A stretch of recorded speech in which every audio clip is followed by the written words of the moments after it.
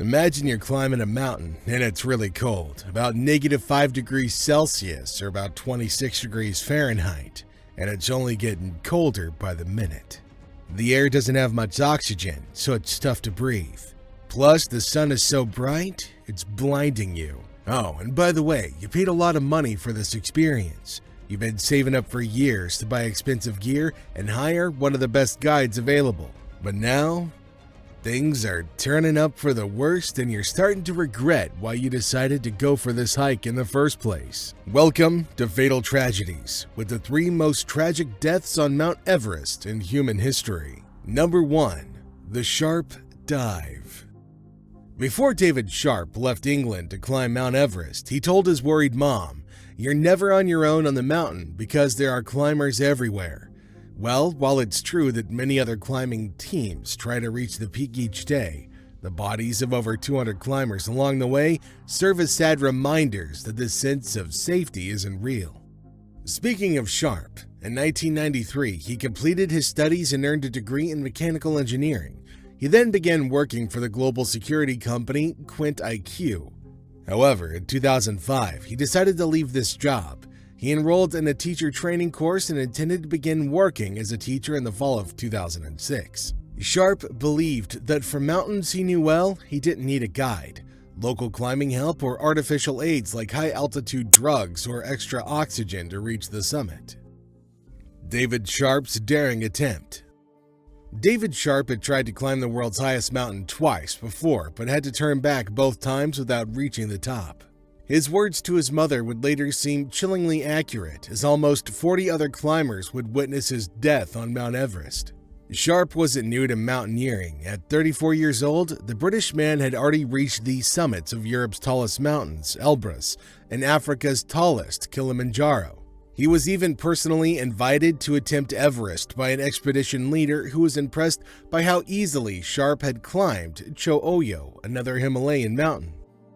On his third try, David Sharp decided to tackle the mountain by himself and without carrying any oxygen bottles. Another climber had suggested to him that bringing the heavy bottles up the mountain would only make him more tired during his climb. However, many climbers had died due to a lack of oxygen already. Despite this, Sharp was determined to reach the top this time. He started his climb on the evening of May 13th. Other climbing groups later said they saw him at different points higher up on the mountain the next day. It's not confirmed if he reached the summit on the 14th, but he started his descent at some point that day. The first discovery. Green Boots is perhaps the most famous body on Everest. He was an Indian climber who froze to death in 1996, and people use his body as a landmark to track their progress. David Sharp had seen this preserved body wearing mountain gear and lime green boots during his first attempt to reach the peak in 2003. On the night of May 15th, a group of climbers reached the limestone cave where Green Boots lay. To their surprise, they found that Green Boots had company, David Sharp. It appeared that on his way down, Sharp had stopped to rest in the cave. According to the group, Sharp was sitting with his arms wrapped around his knees. His eyelashes had icicles hanging from them, and he didn't respond when they shouted at him. The climbers thought he might be in a coma, but they didn't call for help from base camp. Instead, they left him there. Just 20 minutes later, another group found Sharp in the cave. They also shouted at him to get up, but this time Sharp waved them away without saying anything. Throughout the day, 36 more climbers were heading toward the peak. Some of them tried to talk to Sharp, and their different descriptions of his condition would later lead to controversies after his death. The bodies frozen on the mountain's peak highlight the challenges of rescue operations. They often remain where they fell because it's too difficult to remove them, especially above a certain altitude.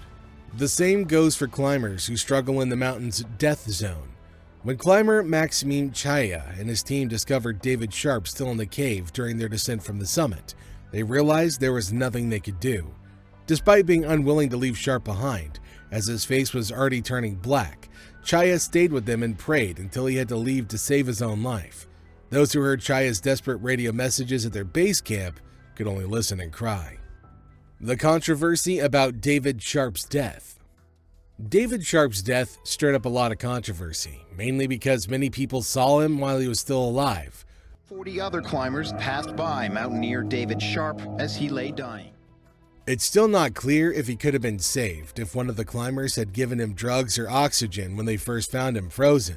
There are conflicting reports from other climbers about whether they radioed for help or were told to leave him and keep going.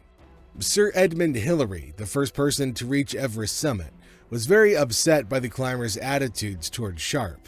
Aim is to get to the summit, and the welfare of anybody on the way is just too bad.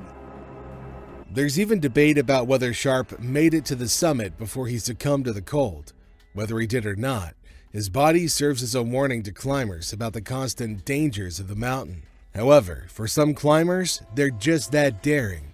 They don't mind the warnings and constant dangers of the mountains. Next on our list is number 2, Francys Arsentiev. Francys, an American mountaineer, tragically died on top of Mount Everest. On May 22, 1998, she achieved a historic feat by becoming the first American woman to reach the summit without supplemental oxygen. However, her triumph was short-lived. Just 2 days later, on May 24th, she died during her descent. Her body couldn't be brought down, and she earned the nickname Sleeping Beauty of Mount Everest. For nearly 9 years, her body remained on the upper slopes until she was finally given a proper burial in 2007, bringing an end to her tragic story. As a child, Francys attended schools in both Switzerland and the United States. She went to Stevens College before finishing her studies at the University of Louisville. Later, she earned a master's degree from the International School of Business Management in Phoenix. In the 1980s, she worked as an accountant in Telluride, Colorado. At 92, she married Sergei Arsentiev. Together, they climbed several Russian peaks, including the first ascent of Peak 5800M, which they named Peak Goodwill, and Denali via the West Buttress. With this much experience, the question lingers: what happened? A chilling omen before Francys Arsentiev's fateful climb. In 1998, 11-year-old Paul DiStefano had a terrifying nightmare. He dreamed of 2 climbers trapped on a snowy mountain, unable to escape. He immediately called his mother, Francys, believing it wasn't a coincidence that he had this nightmare the night before her expedition to Mount Everest. However, Francys brushed off his fears and insisted on going ahead with her trip, telling her son, "I have to do this." Francys, a 40-year-old American woman, wasn't a professional climber or a keen adventurer. However, she was married to Sergei, a renowned mountaineer nicknamed the Snow Leopard, for conquering Russia's 5 highest peaks. Together, they planned to make history by reaching Everest summit without using supplemental oxygen.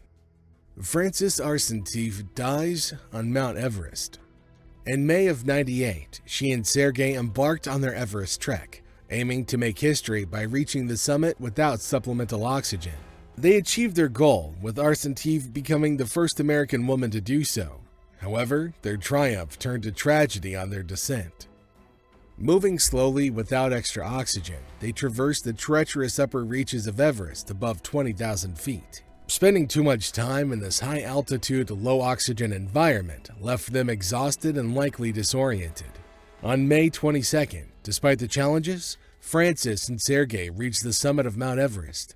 However, during their descent in the dark that evening, they became separated. Francys found herself lost and alone near the mountain's peak. Meanwhile, another climbing couple, Ian Woodall and Kathy O'Dowd, were on their summit attempt. I could see that it was the shape of a body dressed in purple and black. To their shock, they realized the person was still alive when they saw her spasm violently. Upon approaching the woman to offer assistance, Woodall and O'Dowd were further surprised when they recognized her as Francys, who had visited their tent for a tea at base camp. O'Dowd remembered Arsentiev not being an obsessive climber. Instead, she talked a lot about her son and home while they were safe at camp. The demise. Thousands of feet in the air, she could only utter 3 phrases: "Don't leave me," "Why are you doing this to me?" and "I'm an American." Despite being conscious, she wasn't actually speaking. She repeated the same phrases like a stuck record on autopilot. Frostbite had already taken hold, turning her skin hard and white, giving her the appearance of a wax figure. This led O'Dowd to liken her to Sleeping Beauty, a comparison eagerly adopted by the press. As conditions worsened, Woodall and O'Dowd had to leave Arsentiev behind, fearing for their own safety. While it may seem heartless, they made a practical decision. They couldn't carry her down, and they wanted to avoid becoming casualties themselves. The tragic death of Sleeping Beauty, Francys Arsentiev, on May 24, 1998, remains one of the most haunting stories from Mount Everest. A burial for Mount Everest Sleeping Beauty. The following year, Sergei's remains were discovered. Young Paul DiStefano had to endure the added pain of seeing pictures of his mother's frozen body on the mountain for nearly a decade. In 2007, Ian Woodall, haunted by the image of Francys Arsentiev, led an expedition to give her a more dignified burial. His team located her body, wrapped her in an American flag, and moved Sleeping Beauty to a location away from prying cameras. Finally, we have number 3 on our list, Scott Fischer. Scott, an American mountaineer and guide born on December 24, 1955 in Michigan in the USA, was passionate about mountain climbing from an early age. He gained fame for summiting some of the world's most dangerous peaks without supplemental oxygen. Tragically, his love for the mountain also led to his death. In 1970, while still in school, Scott Fischer watched a documentary on the National Outdoor Leadership School with his father at their home in Basking Ridge, New Jersey. This sparked his fascination with mountains. That same summer, he ventured to the Wind River Mountains of Wyoming, igniting a passion for mountaineering that would last a lifetime. Jeannie Price first met Scott Fischer as a student at a Knowles mountaineering course in 1974. The two quickly formed a strong connection, and they married in 1981. A year later, in 1982, they relocated to Seattle. The couple welcomed 2 children into their family, whom they named Andy and Katie Rose Fisher Price. Achievements. After graduating from Ridge High School in 1973, Fischer pursued his passion further by becoming a full-time instructor at Knowles. In 1977, Fischer expanded his mountaineering skills by attending an ice climbing seminar led by Jeff Lowe in Utah. Despite a challenging experience where he fell headfirst from hundreds of feet while solo climbing Bridal Veil Falls and Provo Canyon, Fischer survived with the help of fellow mountaineers who provided him with an axe and saved his life. However, he suffered serious leg injuries in the accident. One of Fischer's notable achievements was climbing Mount K2 without artificial oxygen, a feat considered more perilous than conquering Mount Everest. Alongside Charlie Mace and Ed Weisters, he set a record for mountaineering by doing so. Despite facing challenges, such as a severe fall during the Russian-American expedition to K2 in 1992 that resulted in a torn rotator cuff, Fischer's determination remained unwavering. Although advised by his doctor to rest, Fischer insisted on continuing his journey. He had his friend apply tape to his shoulder and rope around his waist, allowing him to persevere despite his injury. Remarkably, just 2 weeks after the accident, Fischer successfully reached the summit of Mount K2. How did Scott Fischer die? In 1996, Scott Fischer was leading an expedition to Mount Everest, accompanied by 2 other guides, Neil Beitelman and Anatoly Bukriv, 8 Sherpas led by Lupsang Zhengbu Sherpa, and 8 clients from Mountain Madness, totaling 18 team members. They began their ascent from a base camp at 5,364 meters on May 6th, aiming for the summit at 8,848 meters.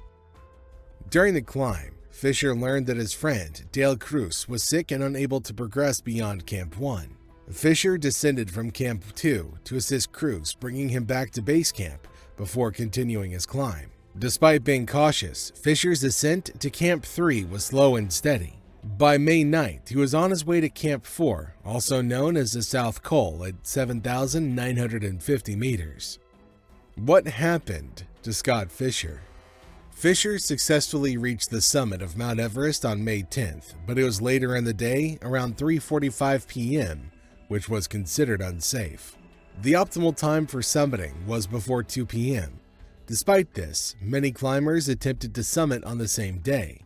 The combination of high altitude and the late hour made the descent more challenging for Fischer.